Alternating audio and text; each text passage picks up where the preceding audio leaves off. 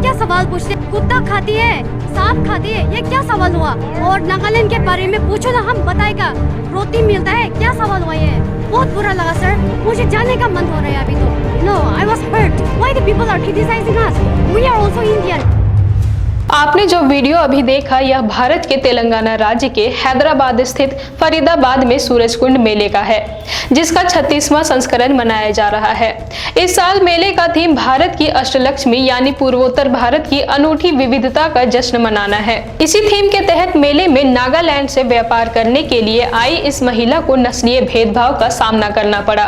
यह भेदभाव आदिवासियों के लिए नया नहीं है, चाहे यह नॉर्थ ईस्ट की बात हो या भारत की बात हो या फिर दुनिया के किसी भी हिस्से का बात हो। नागालैंड की युवती अपने और अपने क्षेत्र नागालैंड के प्रति लोगों के ऐसे सवाल और उनके राय से काफी दुखी हुई हैं। उनकी बातों से लोगों के बर्ताव का उस पर पड़ा प्रभाव साफ पता चलता है कि वह कितनी नाखुश है। और आप देख सकते हैं हमारे साथ हैं, क्या नाम है आपका? सिंधी फ्रॉम नागालैंड। जी, तो समस्या क्या है वो बताएं थोड़ा सा। सर पहले तो मुझे बहुत अच्छा लगा यहाँ पे आके, मेरा फर्स्ट एक्सपीरियंस है।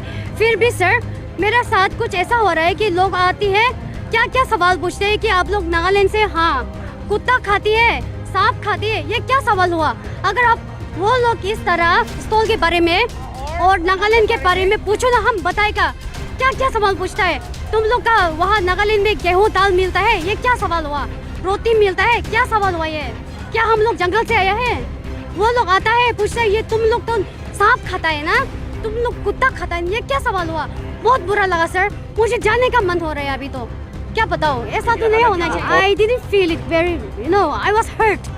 All the Naga people, they used to criticize us in that way. Why the people are criticizing us? We are also Indian, right? Yeah, we are also one part of India. Nagaland state, our state is very beautiful.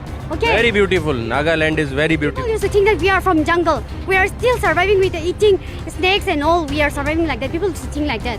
So it doesn't mean that we are from far away state. It doesn't mean that we are uncivilized. एक तरफ जहां पूर्वोत्तर राज्यों के आदिवासियों की विविध संस्कृति को बढ़ावा देने की बात हो रही है, तो दूसरी तरफ उन्हीं आदिवासियों के साथ मेले में नस्लीय भेदभाव किया जा रहा है। इस तरह के बर्ताव से किसी के ऊपर क्या बीतता है और क्या महसूस होता है, ये तो वो ही समझ सकता है जो यह झेलते आ रहे हैं। यहाँ सवाल आता है कि आदिवासियों का जहाँ विकास का बात हो रहा है, वहीं अगर ऐसे मामले सामने आते हैं तो भला आदिवासियों का विकास और समाज में सम्मान कैसे संभव है?